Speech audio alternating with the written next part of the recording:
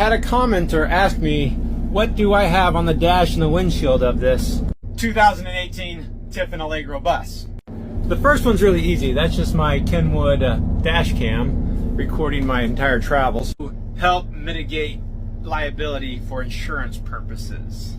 But the other thing is pretty interesting. This is the Mobile Eye. It's installed by Tiffin, the coach manufacturer, and you can find it on a lot of high-end luxury motorhomes. As you can see, it mounts to the windshield because it needs to look through it, because there's a forward-facing camera on it.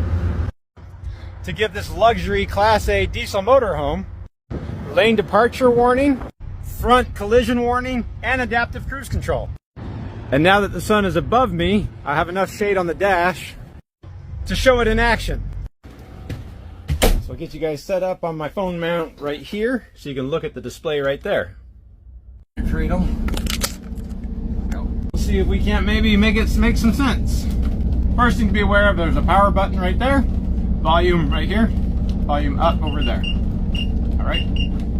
So as I'm driving, that forward-facing camera will be looking for lane markings, vehicles, and even pedestrians.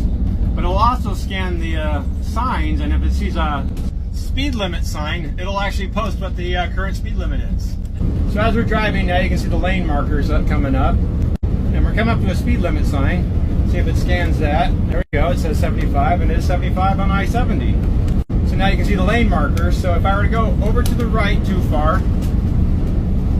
and drift, it'll give me an awful warning that I'm drifting to the right. It'll do the same thing to the left. And you'll notice now that there's a vehicle that pulled in front of me, and it shows how far ahead that vehicle is in front of me. So using that vehicle information, that's where the adaptive cruise control comes in. It's not really that adaptive, okay? So if I set my cruise control, like I just did, it doesn't really know what speed I'm going, but if I start getting too close to another vehicle, or if another vehicle cuts me off or gets in front of me, if my travel distance gets too close, it will disable the cruise control. With an audible alarm too, see? Look at that, we're slowing down. I mean, it's not really fair to call it adaptive because it just kind of turns the cruise control off, but it still does prevent a front-end collision too. But if you were to get annoyed listening to the lane departure, you can go ahead and turn the sound off too.